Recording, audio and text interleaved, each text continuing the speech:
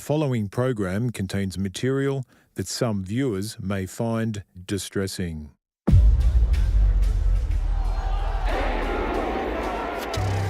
Anti-Semitism is not just a problem for the Jewish community.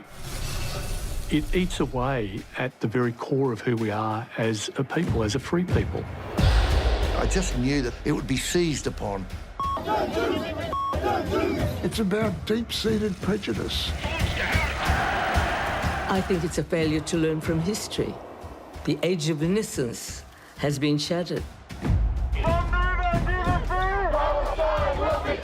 Universities are ground zero for anti-Semitism. There's no amount of harassment that is going to change whatever the outcome is in the Middle East.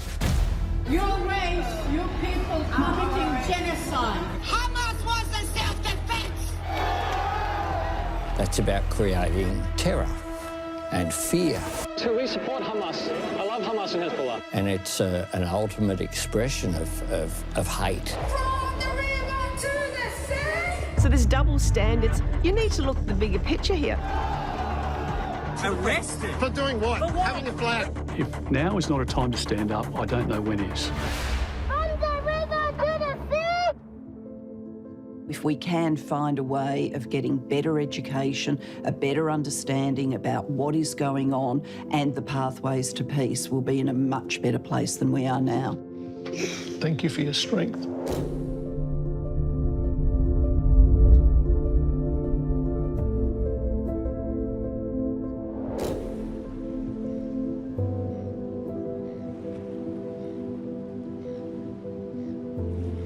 I'm Josh Frydenberg and I'm a proud Australian Jew.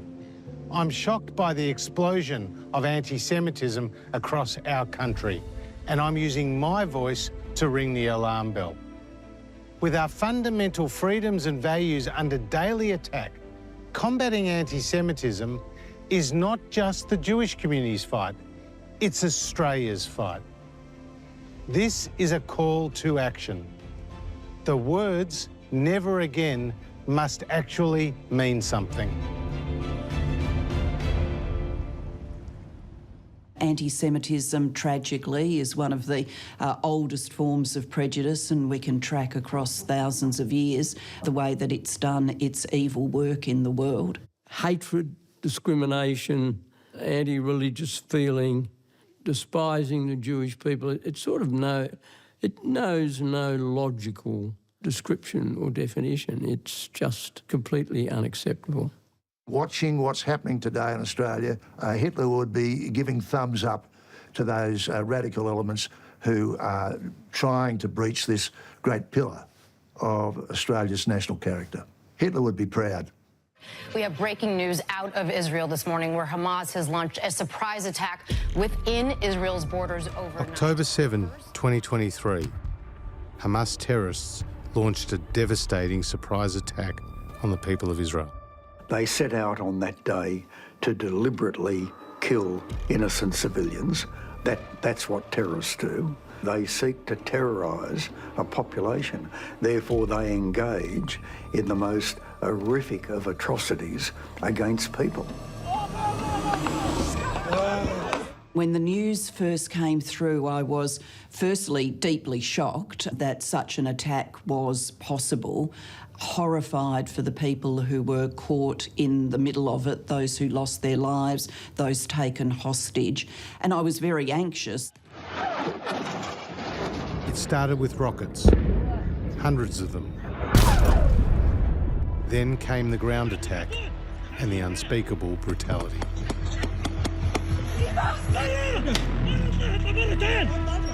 If you listen to the conversations between the Hamas terrorists, and I've listened to the conversations in Arabic, they did sound like ISIS.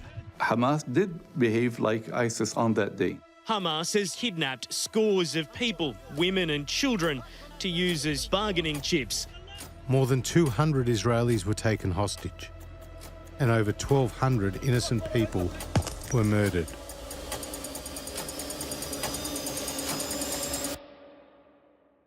It's the greatest loss of Jewish life in a single day since the Holocaust. I was astonished and outraged, and I had a sense of foreboding that this would lead to an enormous outbreak of anti-Semitism and persecution and protest, and that harmony would be disrupted all around the world. And sadly, Sir Peter was right. Live from Greenacre.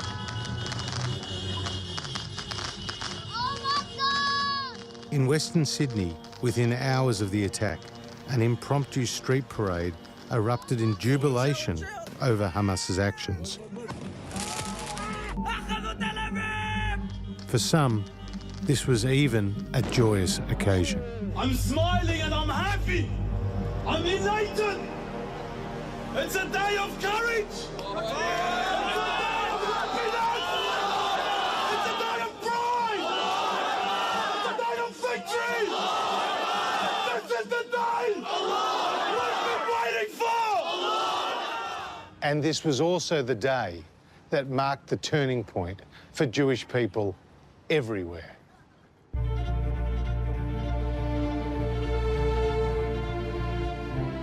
"48 hours after Hamas started the war in Gaza, landmarks around the world turned blue and white in a show of solidarity with Israel and the Jewish people. But it was here in Sydney, when the sails of the Opera House were lit up, that a baying mob was triggered, and it was unlike anything we'd ever seen before.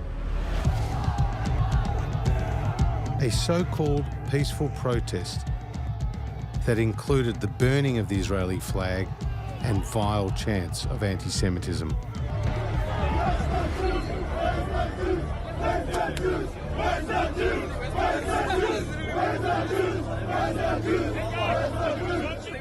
You know, I thought I'd never hear words like "where are the Jews" or "where, gas the Jews," whatever the words, they were words of hate. Surely, in the modern world, in modern Australia, we're better than that.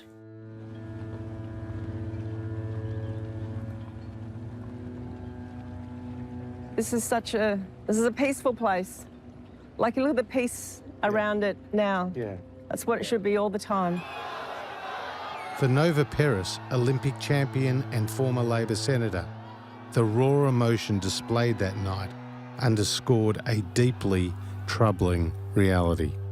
For people to have come here 2 days after a mass slaughter within a matter of hours, and they've celebrated that, Josh, what normal person can think that that's okay? It's unhinged, and it's a sickness, and it's something that should never have been tolerated in this country.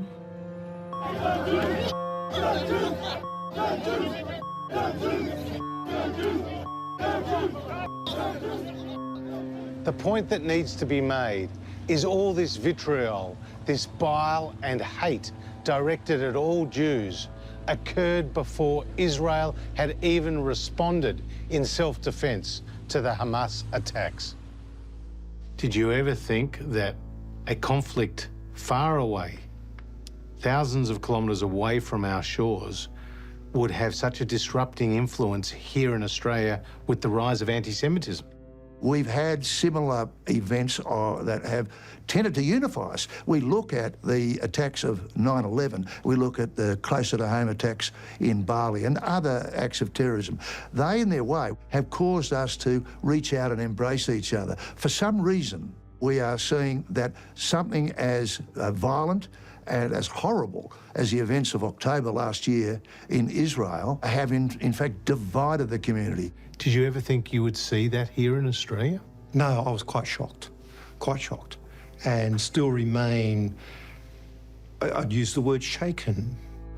Archbishop Peter Comensoli, the leader of the Catholic Church in Melbourne, suggests that anti-Semitism may be ingrained in the cultural fabric of certain segments of our society. I think there is something perhaps deeper within where anti-Semitism has been there, under the surface, and it just needed a spark and it came to the surface. And that is why I think this is so deeply troubling, not only that it has arisen, but it so easily arose and so explicitly.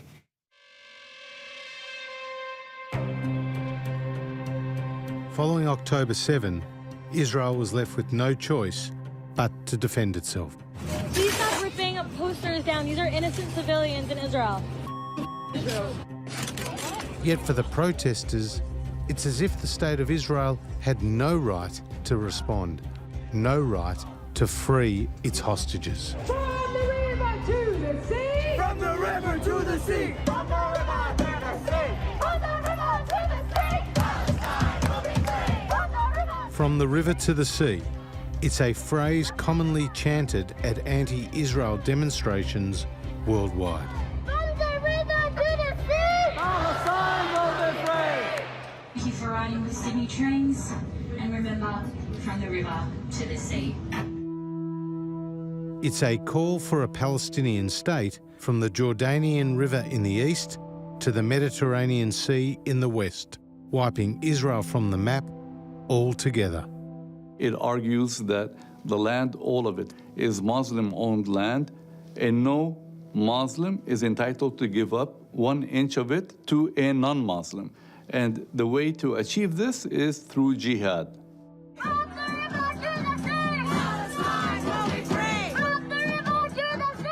They're actually chanting genocide, chanting from the river to the sea, chanting Palestine will be free.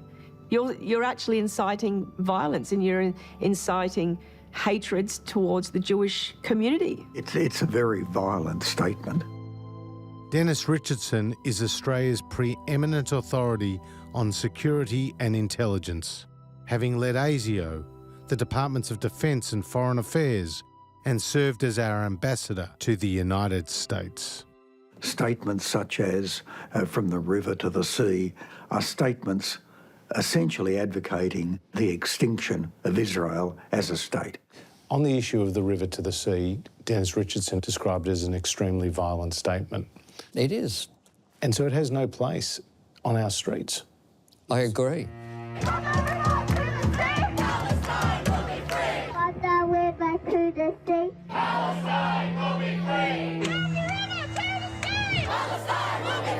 What you saw on the 7th of October is a statement of what Hamas is and stands for. Israel has every right to drive towards the extermination of Hamas. Every right. If Hamas is not defeated, then it will regroup and come again. If an event like October the 7th happened here in Australia, what would be your advice to government? To pursue them as vigorously as possible, as long as it takes, wherever it takes us. Get the f***ing Jews wiped out! You, Australia! You, USA! And Dennis Richardson has identified how tensions in the Middle East have led to Australia's Jewish community being targeted. There are sections of the Australian community who do see people of the Jewish faith, wherever they are around the world, as part of Israel. Therefore, statements of violence against Israel can very easily flow over into actions of violence against communities in our own country. And that is exactly what happened. Here in Caulfield, the heart of Melbourne's Jewish community, on this very spot, on the eve of the Sabbath, right in front of the synagogue, our house of worship. Oh, the pepper spray's out!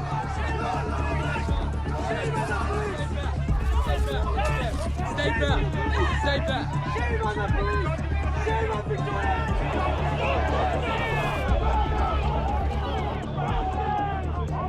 OC spray has been deployed. Things got way out of hand when a group of pro-Palestinian protesters turned up.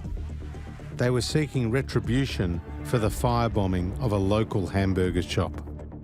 Rumours circulated that members of the Jewish community were responsible. If the police can't protect our business owners, then we're going to come protect them. You can't do this! You can't do this, you brother! As police struggled to maintain order, local Jewish residents were denied access to their own homes. That's where we live. That's our home. That's our home. Where do you want to go? That's my house. Why it's not safe for them to leave?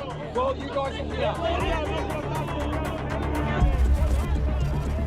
Victoria Police conducted an investigation into the firebombing, and it turned out it wasn't the Jews after all.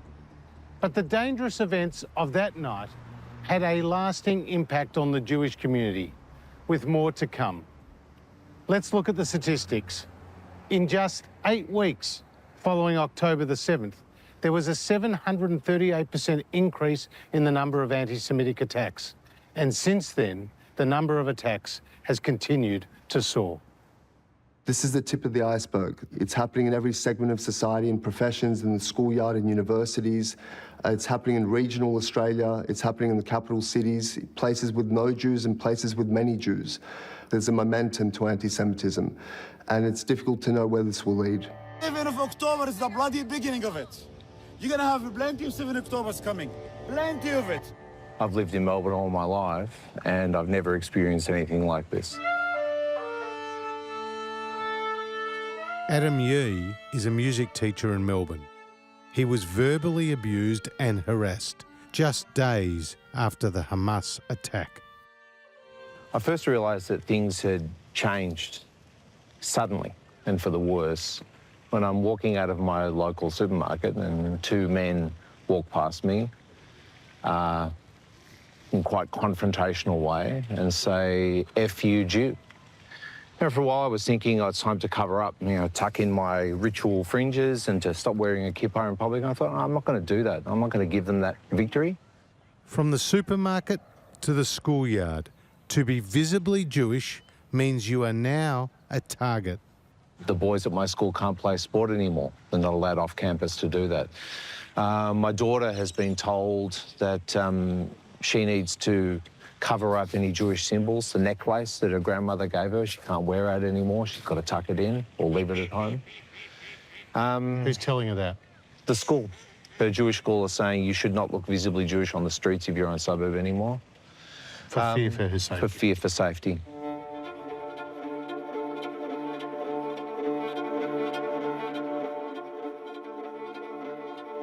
Australia has been a wonderful country until now. All of a sudden, we feel threatened. And it's not just the younger Jewish generation. 93-year-old Holocaust survivor Egon Sonnenschein lives in Sydney.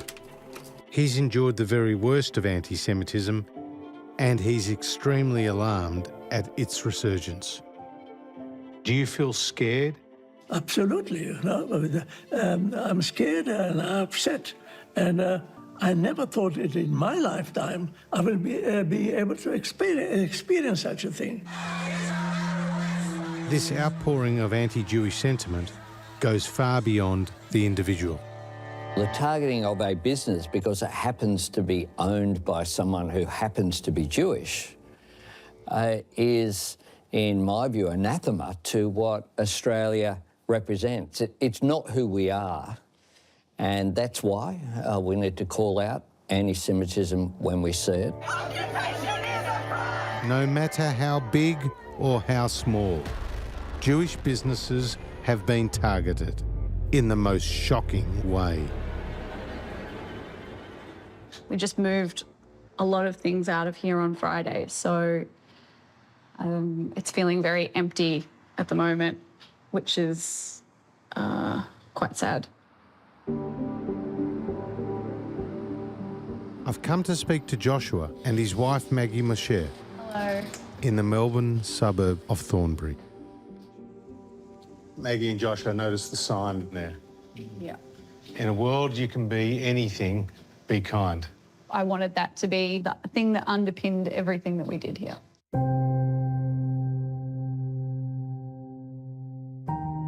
They opened this high street business 7 years ago. Today, the shelves are empty. Their business closed. This Jewish couple, the victims of anti-Semitism. October 7 happened, which was obviously very devastating. Not long after that, we started noticing quite a bit of tension with some of our customers and some people that we worked with as well. Joshua is also a professional musician. Following October 7, he joined a WhatsApp chat group that was set up to support the Jewish creative community. It soon had over 600 members. 3 months later, his personal details were made public. It's what's known as being doxed. We got horrible abusive messages. We had our store vandalised numerous times, and we also had death threats on our phone, not just against us, but really concerningly our child. How old's your child? He's 5. I felt incredibly hurt, violated, and I feel like I've been explicitly told to make a choice. If you want to be a Jewish creative in Australia, you must be vocally anti-Israel, or else you will not be accepted. I come from a long lineage of proud Jewish people that have stood up and faced and survived this and more for many thousands of years. And I come from that lineage, and I am stronger than any of these people think. Thank you. As Maggie was getting ready to finally close her family business, a passerby gave her the finger. The young mother was at breaking point. I just also really don't want to fucking leave here because I've put a lot of energy and time into this place and this business, and to have it ripped away from us like this is just horrible and unfair and uncalled for, and it helps no one. That's why we're doing it. Yeah.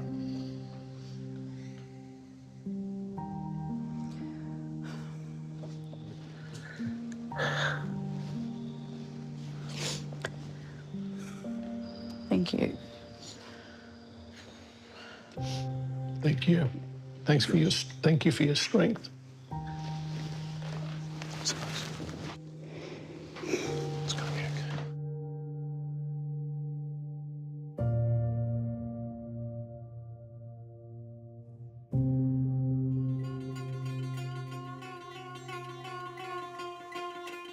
Another member of that Jewish Creatives WhatsApp group was the musician Deborah Conway. Blow the horn, blow the horn, give a voice to all the mournful souls who search to be reborn tonight. What does your Jewishness mean to you? It's indivisible from me. It's my childhood, it's my family, it's my future family, my children. It's how I relate to the world. Forgiveness like the sharpest knife, oh God, inscribe me in the book of life. I've been hungry since before the dawn. Also in the group, her husband and musical collaborator, Willie Zigier. Both were targeted and both were doxed. People are saying the most shocking thing about Jews, and we just asked to sit back and go, well, they didn't say gas the Jews, so what are you worried about? It's unbelievable. Deborah and Willie live in Melbourne. They carry their Jewishness with pride. Hi, Deb. Hi, Will. How are you? Nice to see you. Thanks for having me. It's been very obvious that Israel has been demonised for a long time. Every time some kind of conflagration happens in the Middle East, there's a pile-on. But this recent October 7th events, the anti-Semitism, the anti-Jew hatred for Jews around the world, the diaspora Jews, it's out of the ballpark. You know, we're just seeing things that we have never seen before. So, Deborah, were you part of a list of 600 Jews who were doxed? Yes. How do you feel about that? I felt that it was very cruel of the people that did that. Because this deep anti-Semitism has come mostly from the left this time. They were feeling particularly betrayed by their colleagues, by their places of work, sometimes by their bosses, and they were sharing these experiences with each other, and it was important for them. The history of the Jew lurches through chapter and verse of persecution for multitudes of contradictory reasons. Not only were Deborah and Willie doxxed, they were also cancelled. And throughout history, Jews pay with blood.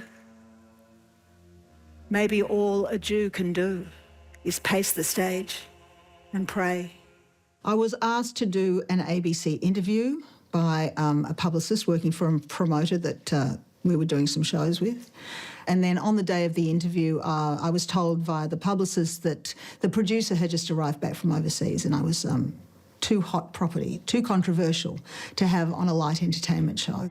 Deborah Conway went to the press and the interview eventually took place. I feel like if it was directed at any other group in our society, if this the kind of hate that was being directed at Aboriginals, at trans people, at gay people, there would be outright outrage. There would be an outcry amongst all of our ruling institutions.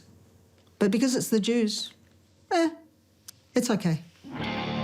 Resistance is justified when Palestine is occupied. Resistance is justified when Palestine is occupied.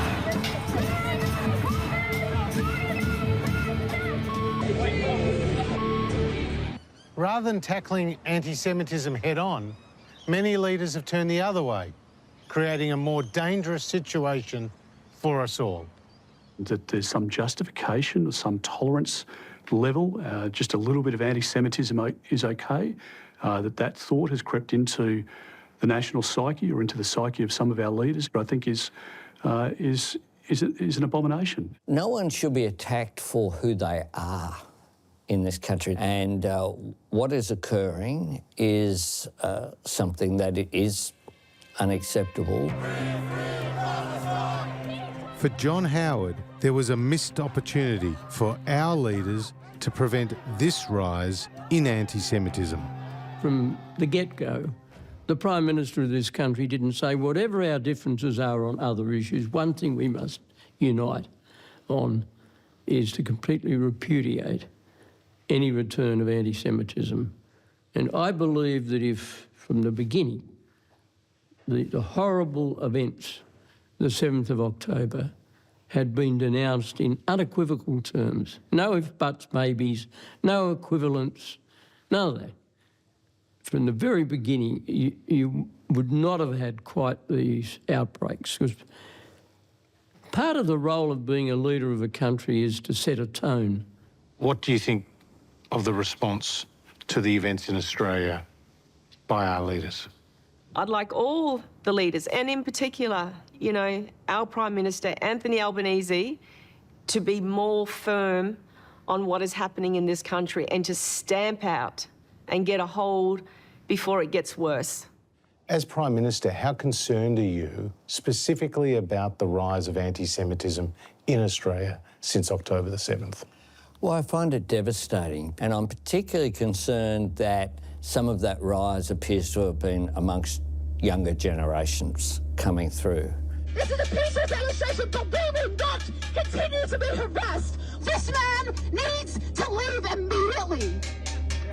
And you people, every f***ing time you dare to show your face, you Israeli-loving genocide supporters, we will be here, we will not leave, and we will stand our ground. You are supporting the most barbaric genocide we've seen in decades. I worry because it seems that to some degree there are people who are so fixated, perhaps so biased, that they will go to any lengths to continue the philosophy of some level of extermination, some level of expulsion of a nation-state's majority population, and the others just join on the bandwagon, jump on the bandwagon, and are parroting those sorts of slogans that really are the next best thing to inciting violence.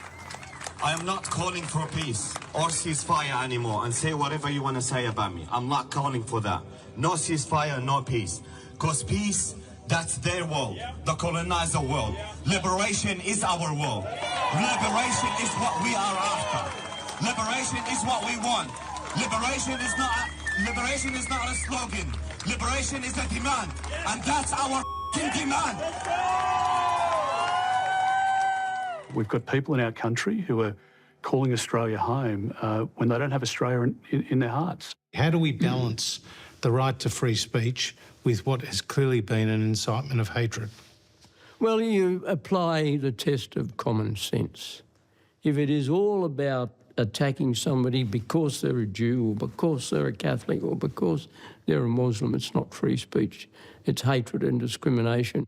When it comes to the law, there's existing legislation in place that prohibits discrimination based on religion and race. But when it comes to anti-Semitism, we have to ask ourselves, are the laws already in place being actually enforced? I do believe that there is a breach of the existing laws, both at a state and federal level in some of those instances. We can beef laws up tomorrow, and I'm not opposed to the prospect, but I think we should utilise the existing laws now. And if we do that, we send a very clear message to others. Dennis, do you think we need tougher laws in Australia to ensure that people are punished for inciting violence and indeed for carrying it out? The laws certainly need to be reviewed. I think a lot of people are puzzled as to why some call so openly for violence and no action appears to be able to be taken. One of my concerns is that there are laws there that I don't think have been implemented. Let's reinforce what's there. If people are breaking the law, then they should be prosecuted. That's why we have laws. So what is different about this explosion of anti-Semitism and hatred? The targeting of Jews was once the preserve of the far right. Not anymore. The Jewish lobby and the Zionist lobby are infiltrating into every single aspect of what is ethnic community groups. Here's New South Wales Greens MP, Jenny Leong. Their tentacles reach in to the areas that try and influence power. And I think that we need to call that out and expose it. Tentacles. It's a despicable anti-Semitic slur that evokes memories of the Nazi era. And here's Federal Greens MP, Marine Faruqi. You are watching the massacre of thousands of Palestinians by Israel, and you are not condemning Israel. And just after the Hamas terrorist attack, the Federal Senate chamber became a place for protest. Free Palestine! Thank you, Senator Faruqi. I'm extremely disgusted with the Greens' behaviour. Order. I think they're a political party standing in solidarity with terrorism. Federal Labor MP Fatima Payman faced the media. From the river to the sea, Palestine will be free. The next day in the Senate, the Liberal Senator Simon Birmingham introduced a motion condemning the phrase. This motion notes that the slogan, "From the river to the sea, Palestine will be free," opposes Israel's right to exist. With bipartisan support, it passed 56 votes to 12. It was a rare moment of unity and sanity in the chamber, in a debate that has been dominated by the extremists. The matter is resolved in the affirmative. So we see very little distinction now between far left and far right ideology. They have fallen for the same conspiracies. They are steeped in the same hatred. The only difference that I've observed is that the far right is more in touch and open about its hatred, whereas the far left still believes that it's fighting against racism when it's actually advancing the cause of racism by trading in this ancient hatred. I'm a Jew of the left. I edited a paper that was considered to be left of centre. Michael Gowenda is a former editor of The Age newspaper. He believes the left side of politics has turned its back on Australian Jews. This business that Zionism is just evil, it's now widespread in sections of the left. It's just It's just a truism. Zionism is evil. Israel has to be wiped out. Calling Israel a colonial state, apartheid, genocidal, is simply historical fantasy. All these labels, I see them in the context of this campaign to delegitimize Israel and vilify Jews even. Khalid Abu Toma is a journalist and Arab citizen of Israel. And I belong to the 2 million strong community inside Israel, the Arab community. Most of us are Muslims, more than 90%.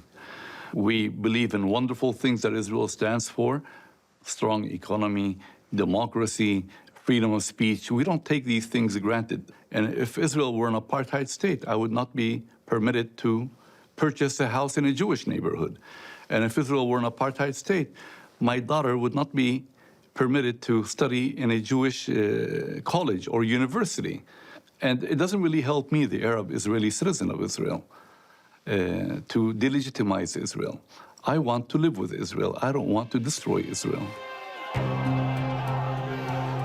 The protesters have convinced themselves they are countering racism, when in fact they are promoting it. There it is again, from the river to the sea. This time from students at Sydney University.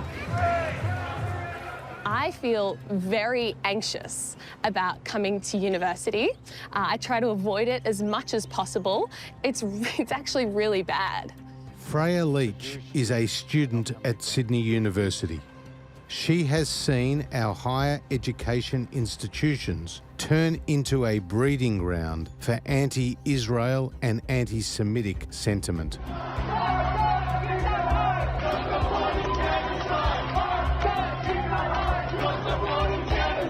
Universities are ground zero for anti-Semitism. And then since October 7, it's just given them more justification, more ability to make these anti-Semitic comments, because now they can claim it's just because of what Israel's doing.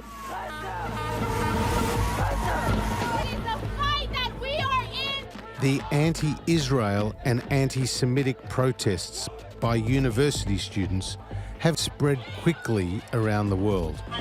From America to Europe, campsites have turned into battlegrounds, inciting violence and hate. Australia is now following suit.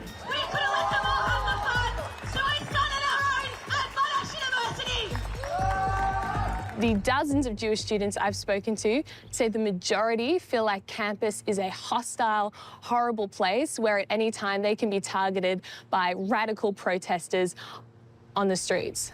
It worries me that people get their understanding of history off social media without ever touching any of the real facts. Your race, your people committing genocide. And because of that, I think particularly young people are developing views about this which are unbalanced and really not informed by the history in any way. As an Arab citizen of Israel, I also felt unsafe on several campuses. And I told these people on the campuses, if you really care about the Palestinians, why don't you do something positive to help the Palestinians? Why don't you, for example, come to Gaza and defend the rights of women and gay people living under Hamas? That's called pro-Palestinian. And they didn't have an answer. If I look around and I'm hearing consistently from people that October 7 didn't happen, that Israel needs to be eradicated, that Jewish people are just trying to play the victim card, these are going to be the future leaders of our country. And this is the kind of stuff that they think. That is incomprehensible. It's a terrible sign about where we're going to be heading unless the leadership now steps up. With protests at our universities and campus camps of hate being established across the country, it is clear many of our universities are no longer safe spaces for their students. I have a right to be here. We've seen young kids at Sydney University being taught and encouraged to chant slogans of which there could be no comprehension as to what they mean. 5, 6, 7, 8, Israel is a terrorist state. You know, you set up a tent to send a message to the Israeli government about Gaza. How is that got any prospect of advancing a cause? And what we're seeing isn't intellectual engagement or discourse. What we're seeing is a promotion of simplistic slogans and in some cases a promotion of hate. And there is no place for that whatsoever. And so your words are very strong on what is happening there, but we need to go to the next step to ensure that, again, it's a safe space, Prime Minister. It does need to be a safe space.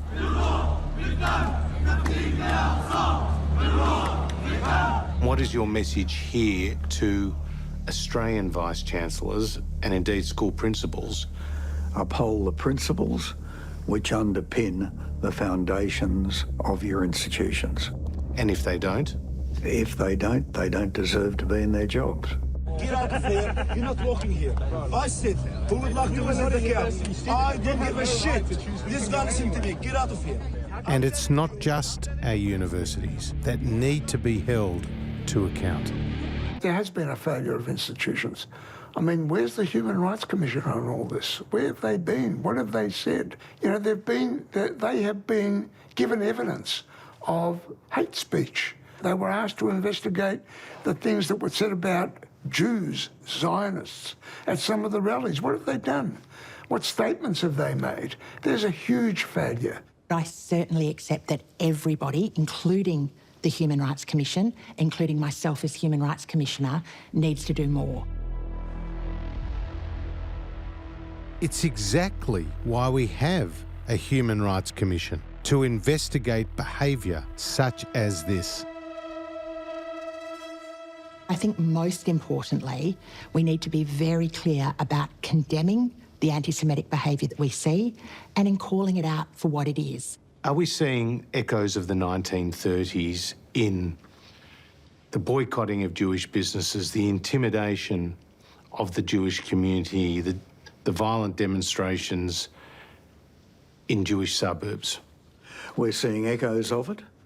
However, I believe we will in fact defeat it, because any echoes of the 1930s is pure evil, and I believe the vast majority of Australians simply wouldn't tolerate it. Israel is in a war against Hamas, not the Palestinian people. And it's a real tragedy that so many innocent lives have been lost in both Israel and in Gaza. As horrific as the loss of human life was on October 7, so too were the incredibly shocking accounts of rape and torture at the hands of the Hamas terrorists. With regard to the 7th of October attacks, we found that there are reasonable grounds to believe that conflict-related sexual violence, including rape and gang rape, occurred in at least 3 locations. I do think that it took longer than it should have for people to come out and to decry this sexual violence, which was obviously so grievous. And I have been really quite disgusted in the silence of women's group internationally. It's almost like, do Jewish women's lives not matter? When you're talking about babies being slaughtered and families bound together and burnt, I don't get how there's not been the outrage of that event.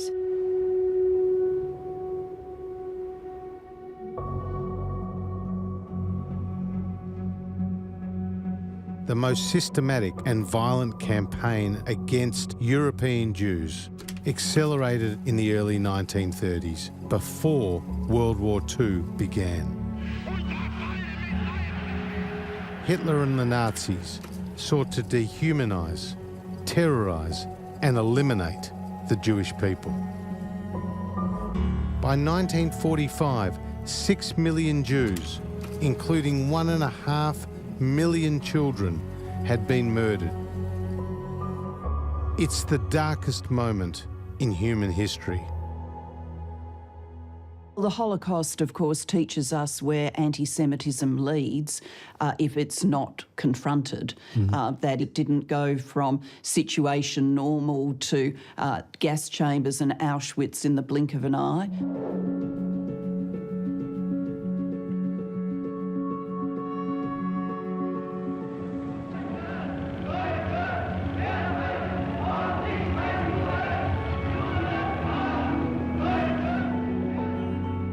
When the war started, when we had to wear the Yellow Star of David, we couldn't go to school.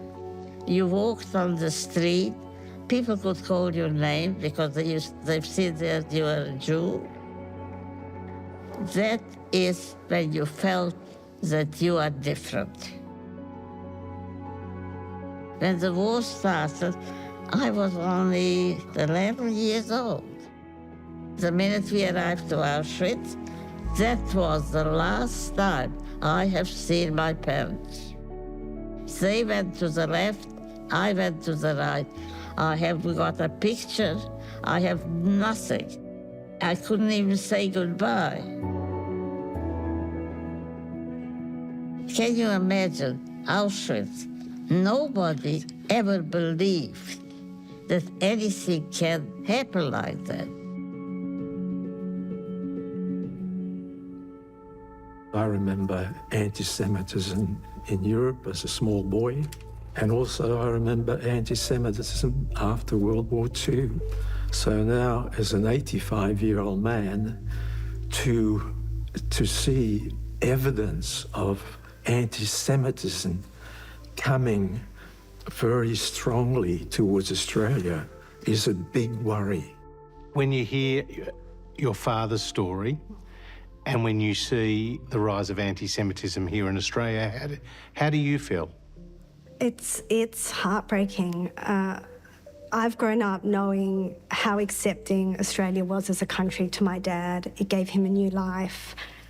And then since October 7th, to have my children who attended Jewish day school not be able to wear their uniform on an excursion because of the fear of being identified as Jewish. And then my 10-year-old asking me why. Why is it bad if I'm identified as Jewish? And to have to explain that to her after everything that my dad's been through and all the survivors went through, it is absolutely heartbreaking. Did you believe, after surviving the Holocaust, that you would ever feel unsafe in Australia simply because you were Jewish? Never. I'm a proud Jew, and I don't deny my Jewishness ever, okay? But to see what is happening is terribly upsetting. Because the unruly mob has been allowed to rule, because nobody has stepped in and said enough is enough. We're revisiting the 1930s.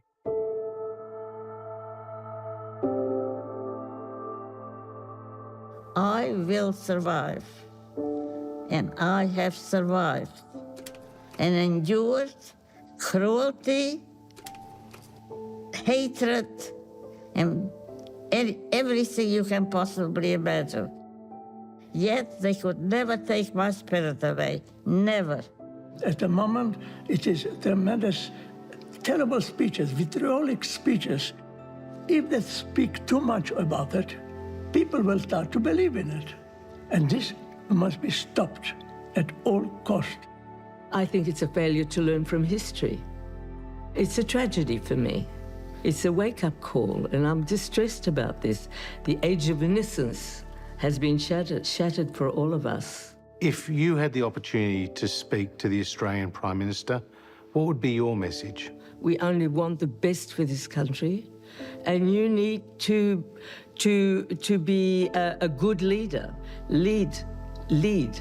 A leader is someone who takes risks too. So lead. Do something. Do immediately. Stop the anti-Semitism. My message is, get involved. stand up and say, this is wrong. We don't want this in our country.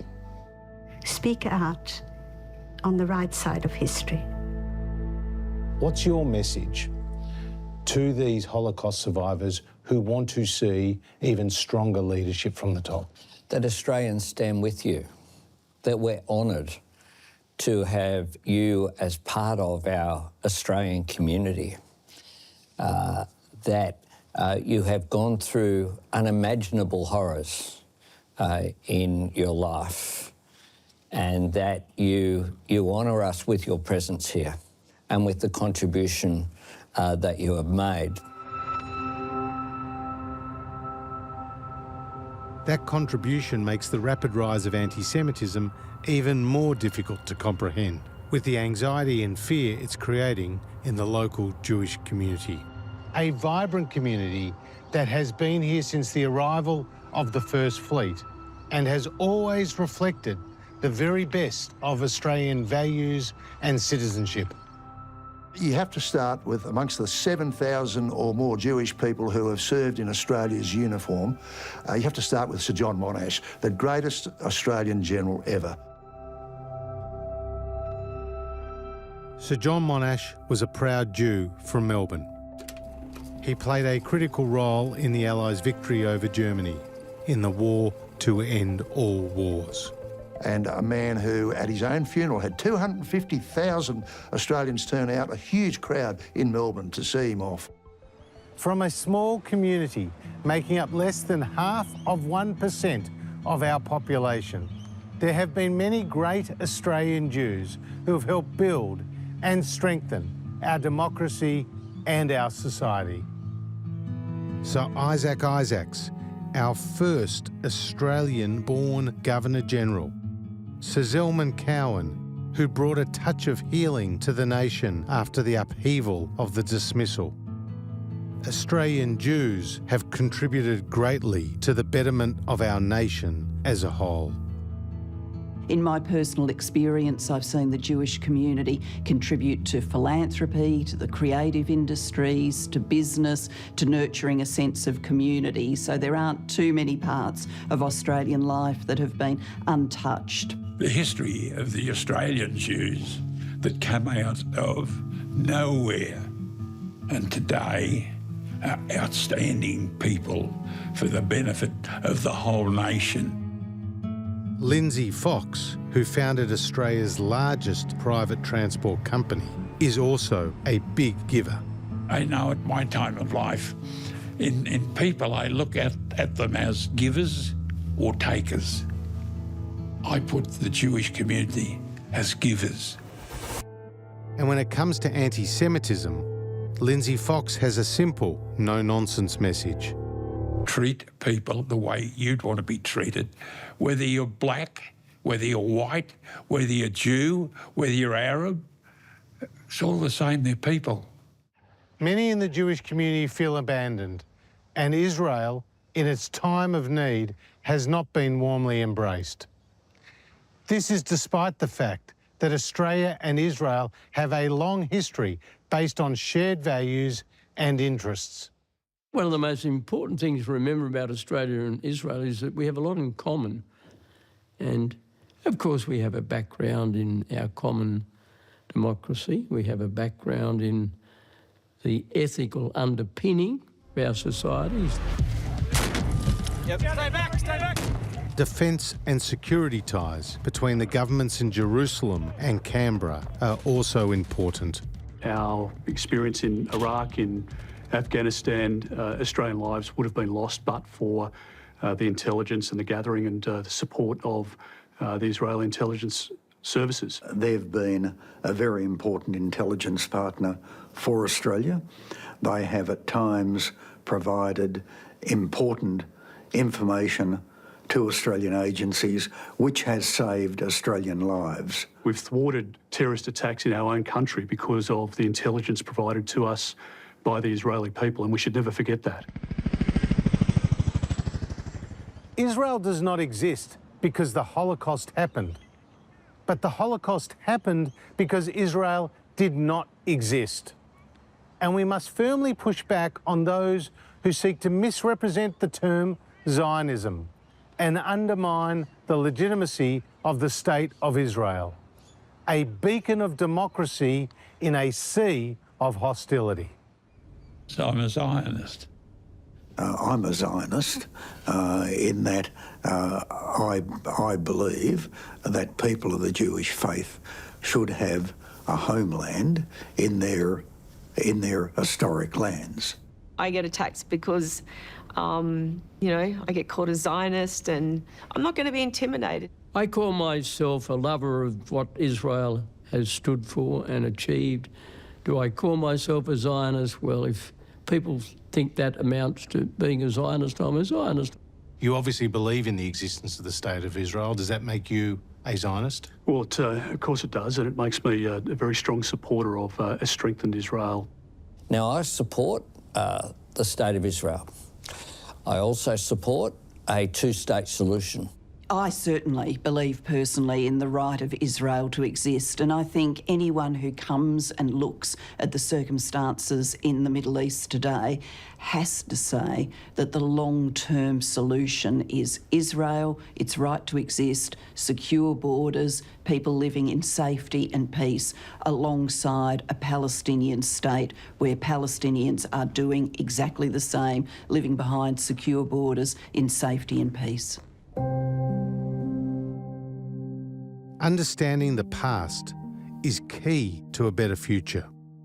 With more than half of our young people having little or no appreciation of the horrors of the Holocaust, education must be an immediate national priority. So I want to see an education system where every Australian student visits a Holocaust museum to understand, to speak to the survivors and to the descendants of those people who lost their lives in those concentration camps. I'd really want people to have the education to help them understand the World War II history, the history of Israel, the history of the region, and to therefore have the tools and ability to join the dots to what is happening today.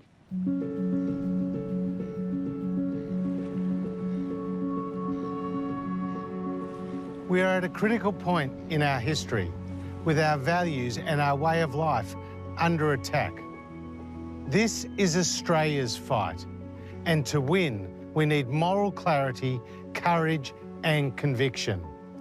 We must defend what we have and who we are, with future generations relying on us, just as we have relied on the generations before us to secure the freedoms we now enjoy.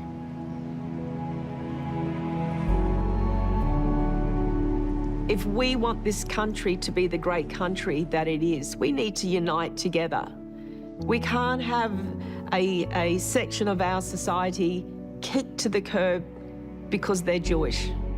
If you don't learn from history, you are in danger of repeating it. A nation is never strengthened if it gives way to hatred or discrimination. And the promise of Australia is the promise of a country where every single person is able to live freely and safely. I think anti-Semitism is not part of a fair go, and Australians should wake up to that and reject it.